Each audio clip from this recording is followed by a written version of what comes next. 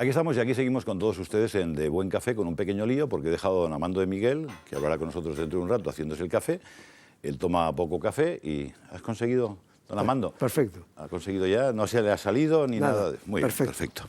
Bueno, tal y como les comentábamos al principio del programa, vamos a acercarnos al mundo de los refugios nucleares. Hace algunas fechas veía a don Antonio Alcaud, que es director de Refugios Atómicos ABQ, pues en un canal televisivo, y recordaba unos tiempos en que en tierras de Tarragona nos conocimos, empezamos a hablar del tema de los refugios y demás, y tenía una serie de aparatitos, entre ellos esto que tengo aquí, a ver si alguna cámara lo enfoca. ¿Esto qué es, don Antonio? Pues esto es un contador Geiger, vulgarmente llamado contador Geiger. Es un detector que detecta la radioactividad, porque la radioactividad ahora mismo, por ejemplo, no la estamos viendo y la única forma de detectarla es a través de este aparato. Esto que está sonando son pequeñas pulsaciones de cada una de las partículas que llega. O sea que aquí tenemos algo de eso. Sí, sí, por supuesto. Para sobrevivir, sí, ¿no? 0,027 milirems hora, que es la radioactividad natural de fondo. Porque recordando aquellos tiempos, don Antonio me dejó un aparatito como este y yo por las mañanas pues daba la temperatura, si iba a llover o no, y decía, y la radioactividad es, y nunca se movía el aparato. Claro, porque es la radioactividad natural. Porque el problema estaba que en la zona de Tarragona, no olvidemos que hay dos centrales nucleares, usted es de Tarragona, lo conoce bien, ¿no? Es de Tarragona, bueno, ¿no? Soy de La Mancha. De La Mancha, pero vivía por Tarragona, ¿no? Sí, estaba en Barcelona y... Eso es, bueno, por la zona, ¿no? Y además entonces fui a investigar la Universidad Laboral de Tarragona. O sea, un manchego, entonces es un desplazado. Sí. Por la Seguridad Social uno va por ahí y dice, venga, dice, no, usted es un desplazado, ya hablaremos con Amando de estas cosas, ¿no? Bueno, lo cierto es que ahí había unas centrales nucleares y claro, dices, un día puede pasar algo, ¿no? Sí. Bueno, aquí hay una serie de artilugios. Por ejemplo, esto es una máscara. ¿Esta máscara qué es? ¿Para qué sirve? Esto es una máscara de protección radioactiva también, para poder, cuando hay radioactividad, y la vemos en el detector Geiger, poder salir al exterior debidamente protegido con trajes y con esta máscara y unos filtros como este de aquí. Esto es el filtro, ¿no? Esto es el filtro. Esta concretamente son las una que ponemos... antipersona, esto casi. Sí, esto se enrosca aquí, es del ejército de Israel, esto es del ejército alemán, o sea, es de la máxima garantía y científicamente comprobado, y lo que ponemos en los refugios. Y, por ejemplo, esto que tengo aquí es una... Hemos visto que esto es la radioactividad natural, lo que estaba sonando ahora. Y esto es una pastilla radioactiva de cesio 137. Estará un poco, no estará contaminada, ¿no? No vamos a abrir aquí de colores. Es bajo nivel. Es lo que podía pasar, por ejemplo, en Tarragona, en el caso de que hubiera habido un accidente de una central nuclear, que ya lo hubo. Lo hubo importante porque cerraron una de las centrales nucleares. Pues si vamos aproximando a la sonda, que es esta de aquí, aquí suena. Don Antonio, esto tendrá seguridad porque estoy yo que me voy corriendo. Digo, vamos, que no. Y don Amando me parece que 3/4 de lo mismo, ¿no? Entonces, es inocuo eso, ¿no? Es inocuo porque es muy pequeño. Bueno, porque es pequeño, no sé si fiarme, ¿no? Hace 30 años que lo tengo, o sea que no... Y sigue con la misma potencia eso, sí, ¿no?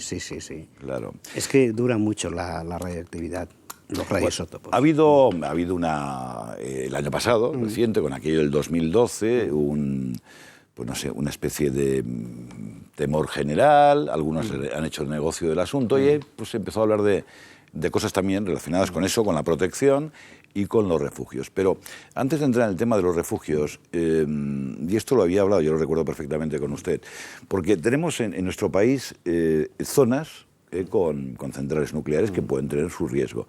Y aunque no tuviéramos, tenemos a Francia que está llena. O sea que nos vienen unos aires y estamos en lo mismo. Sí, que además casi siempre viene aire del norte, eso es la famosa tramontana, y que queda encajonada como un embudo entre los Pirineos y los Alpes. Entonces cualquier accidente que ocurra en las 50 y tantas centrales nucleares francesas automáticamente nos viene a parar sobre todo a la zona de Gerona y Tarragona. Sí. Pero no olvidemos que hay otras ciudades que son industriales. Si volvemos a Tarragona, que Tarragona tiene lo suyo, pues yo que sé, está la petroquímica. Hay, no recordaría ahora las ciudades, pero hay ciudades que hay industria química. Y yo siempre pensaba, a ver... si se acaba el sonido. Vamos a hacer una cosa, enchúfelo un momento, que quiero yo comprobar una cosa. Decía, porque en estas ciudades donde puede haber una... Déjame el aparatito. No, es que tengo yo curiosidad. A ver. Suena de una forma irregular, pero No, era a ver si estoy yo radiactivo. Y no, bueno, me quedo más tranquilo. Si se pone No, déjalo. No, era para probar yo mismo, ¿no? Mismamente. No, ya lo puedes conectar si quieres. No, decía que poblaciones donde hay productos químicos, que hay riesgo, ya no hablo de riesgo radiactivo, ¿no? Pues pasas por ciudades que huele a química, ¿no? Sí. No sería bueno que, ahora estamos en época de crisis, pero dice, oiga, mire, cada ciudadano, en lugar de salir corriendo, aquello que dicen, oiga, en caso de fuga de gases, de cloro y demás, cierren las puertas. Oiga, en ciudades de estas complicaciones, porque no tienen en casa unas mascaritas como estas y se acaba el problema, no andan angustiados, digo yo.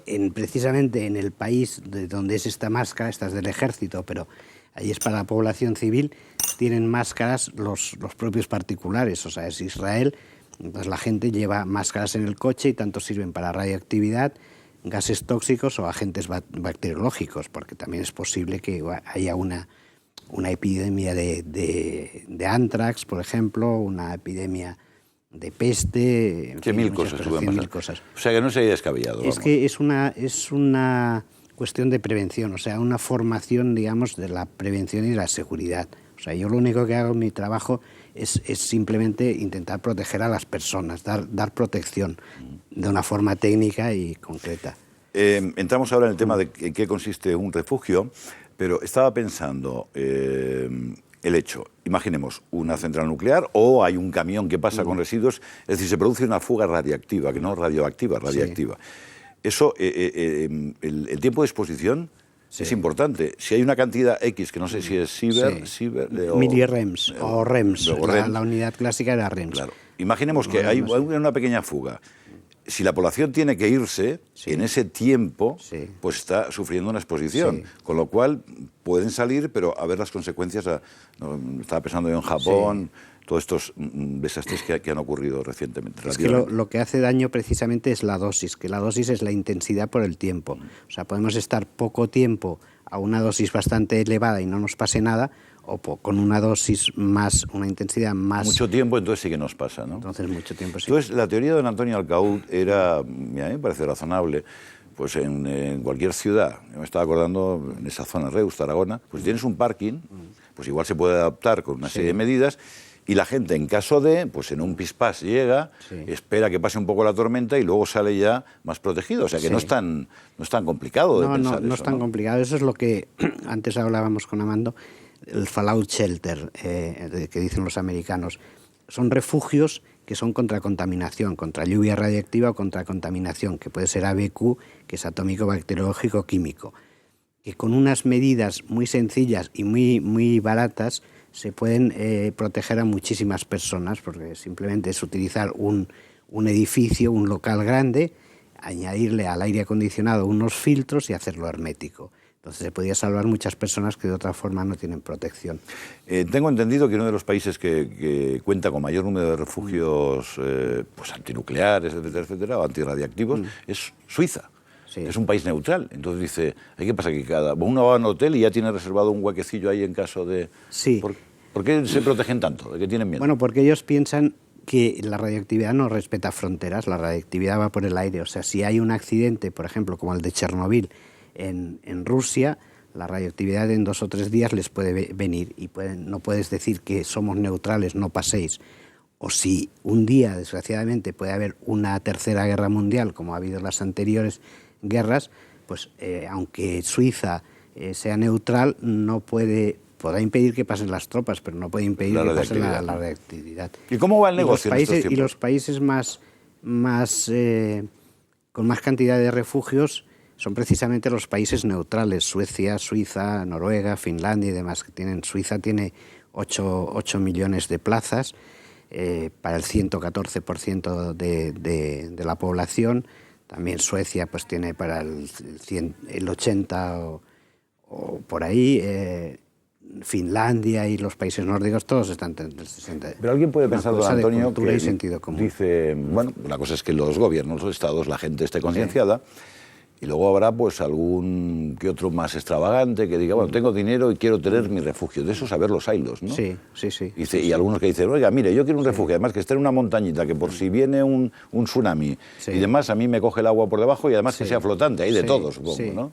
Sí, o sea, con el tema del 2012, hemos hecho proyectos de refugios muy espectaculares, o sea, capaces de resistir mucho más que una explosión atómica, terremotos de magnitud de escala de Richter de 12, tsunamis, y encima los hemos hecho porque a veces nos decían que lo queremos hacer a 2.000 metros de altura por si llega olas. Entonces, pues hemos hecho refugios flotantes que si el agua hubiese llegado a esa altura, sale flotando.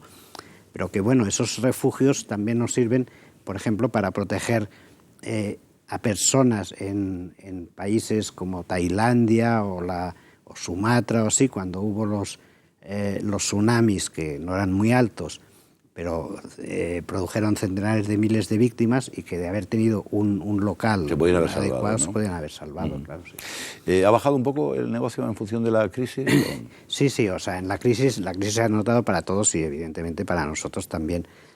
Pero bueno, hemos empezado, por ejemplo, ahora vamos a empezar en los alrededores de Madrid unos 5 refugios de muy alto nivel, o sea, a nivel de los primeros del mundo. Imagino, don Antonio, alguna pequeña acotación, sí, que en la Zarzuela y en esos sitios tiene que haber, ¿no? Sí, o sea...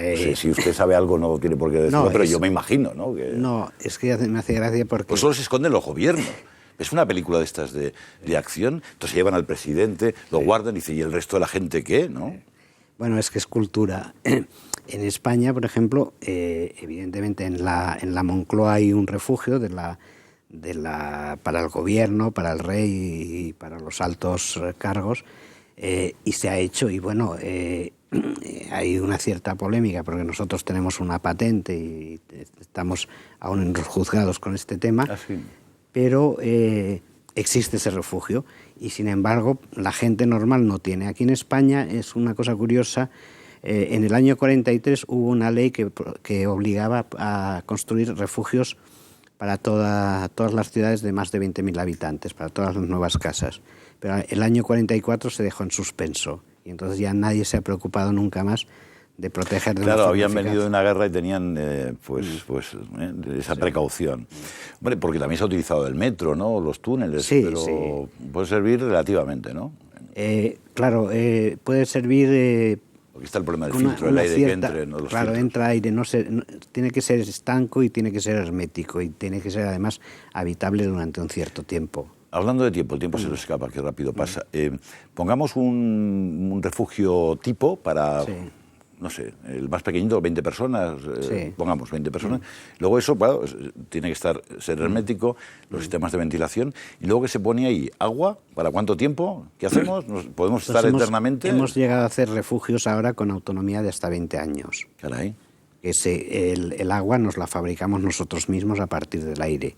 Y es suficiente agua como para las personas que estén dentro del refugio. Pero no vamos a meter un huertecito en el refugio. También hemos hecho proyectos con cultivos hidropónicos dentro del refugio. O sea, que está todo pensado, ¿no? Sí, pueden haber unos refugios mucho más sencillos y que te protegen de una forma muy eficaz, y hay otros más sofisticados.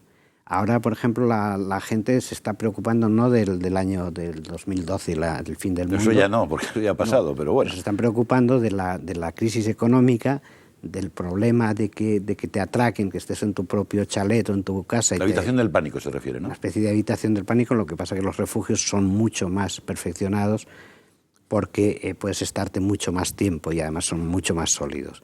Y además tenemos también sistemas que los podemos llegar a hacer invisibles, o sea que entonces tienes mucha más seguridad que una caja fuerte de un banco que la pueden perforar. El problema es si sale muy caro o no. No necesariamente. Se puede adaptar a alguna habitación. Sí. Don Armando de Miguel, que lo tenemos ahí un poco distraído, le comentaba que uno de sus primeros trabajos estuvo relacionado con esto, ¿no?